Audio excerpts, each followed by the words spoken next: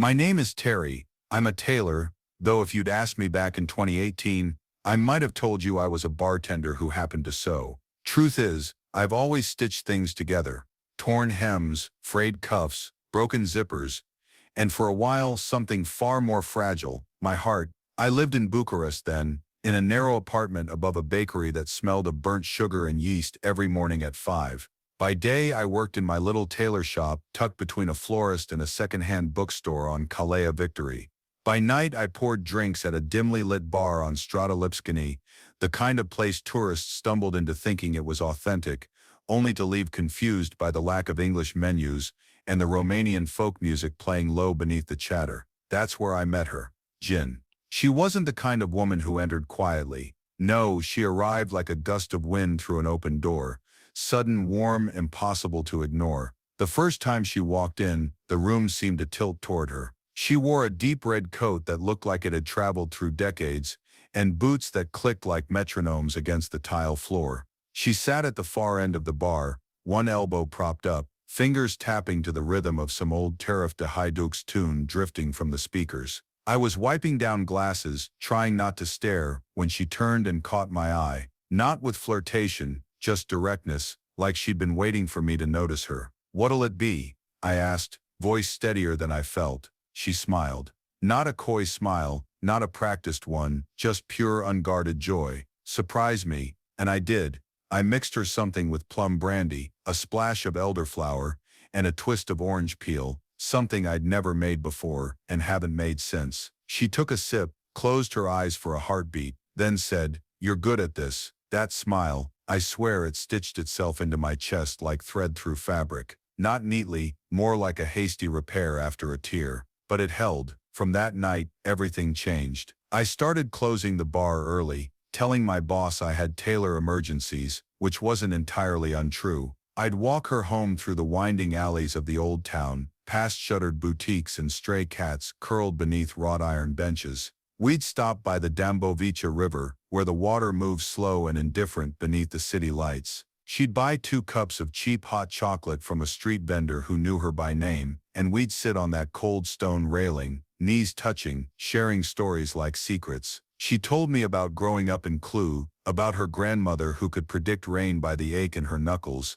about how she'd moved to Bucharest to study architecture, but ended up working in graphic design because lines on paper felt safer than steel and concrete. I told her about my father, a quiet man who taught me to mend before I could tie my shoes, and how I'd inherited his hands, broad, steady, always stained with chalk or thread. She loved to laugh, big, unfiltered laughter that made strangers turn and smile. Once she laughed so hard at something I said, a dumb joke about buttonholes, that she snorted, then covered her mouth in mock horror. "Don't you dare tell anyone," she warned, eyes sparkling. But I did. I told everyone who'd listen, just to see if they'd believe me, that someone so radiant could be that human. When we started dating, life felt easy, not perfect, just easy. Like slipping into a well-worn jacket that fits just right. She came to my tailor shop sometimes, bringing me coffee in a paper cup and teasing me about my crooked stitches. "You call that a seam?" she'd say, running her finger along the fabric.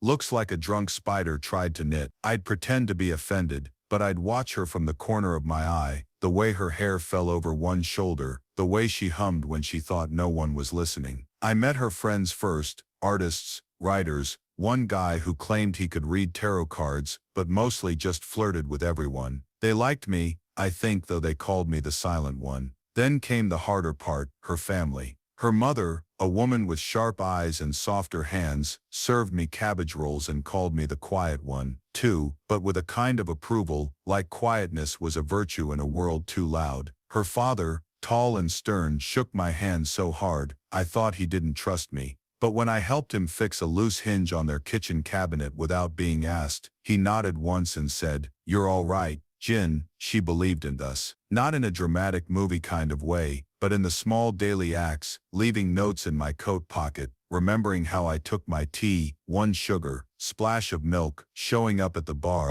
On nights she knew I was working late just to sit in the corner and read while I cleaned. Of course it wasn't perfect. We fought about work, about time, about stupid things like who forgot to buy bread, or whose turn it was to take out the trash. Once we argued for an hour, because I'd hung her favorite scarf on a hook she said wasn't structurally sound. She stormed out, but came back 20 minutes later with 2 pastries and a sheepish look. "The hook's fine," she admitted. "I just didn't like how you folded the scarf." But every fight ended the same way, her head on my chest, her breath warm through my shirt, whispering, "We're okay, right?" And every time, I'd say, "Yeah, we're okay." I believed it. I think she did too. Then came that autumn night. She'd been distant for weeks, short messages, missed calls, excuses that sounded rehearsed. "Work's crazy. I'm just tired. Can we talk tomorrow?" I told myself it was stress. Maybe her boss was riding her. Maybe she was thinking about moving cities. I gave her space, like I thought a good partner should. But space, I learned, can become a chasm. One evening I decided to surprise her.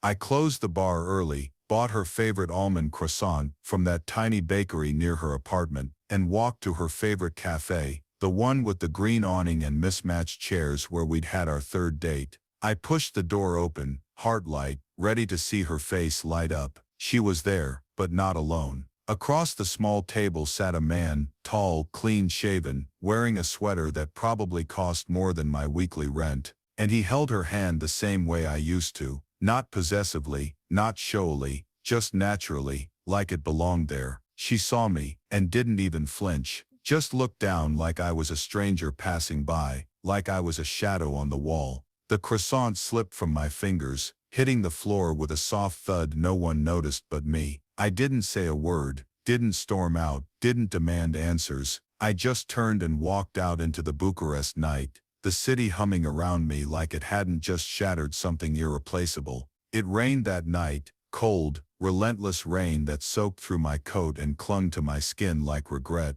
I walked home slowly, past the lit windows of cafes, past couples sharing umbrellas, past the river where we'd once whispered dreams into the dark. The city lights blurred like tears I didn't want to admit were there. I never asked her why. Not then, not ever. A week later she sent a single text, "I'm sorry, I hope you understand." I didn't reply. What was there to say? Understanding doesn't stitch a heart back together. Months passed. Winter came, then spring. I stopped going to that bar. My boss understood, said he'd seen it happen before. "Love in this city," he told me once, pouring himself a shot of shuika, "is like the Dombovija, looks calm on the surface, but it drags you under, if you're not careful." I threw myself into my work, measured hems with more precision, pressed collars until they stood like soldiers, stitched lapels with a care that bordered on obsession. Sometimes, late at night, when the shop is quiet and the only sound is the hum of the sewing machine, I still think of her, of how she'd hum while I worked, of how she'd steal my thimble and wear it like a ring, of how she once said, "You don't just fix clothes, Terry, you give them a second life." Maybe that's what she was trying to do for herself, find a second life, just not with me. Bucharest gave me her, and then took her away. The city doesn't apologize for that. It never does. It gives you cobblestones and candlelight, laughter in alleyways and heartbreak under street lamps. It teaches you that beauty and pain often wear the same face. I still live here. Still men's suits for bankers and wedding dresses for brides, who don't know yet whether their love will last. And sometimes, when a customer asks for a special stitch, something delicate, something hidden, I think of Jin, of how love can start in laughter and end in silence. But maybe that's how it works. Some people come to teach you how to love, with your hands, your voice, your quiet presence, and some come to teach you how to let go, gracefully, without bitterness, like releasing a thread you've held too tightly. I don't hate her. I don't even miss her the way I used to. What I feel now is more like gratitude for the warmth, the laughter, the way she made me believe, even briefly, that I was enough. And if I ever see her again, if she walks into my shop with a torn coat or a broken button, I'll fix it, without a word, without a tremor in my hands. Because that's what tailors do. We mend what's broken, even when it's us.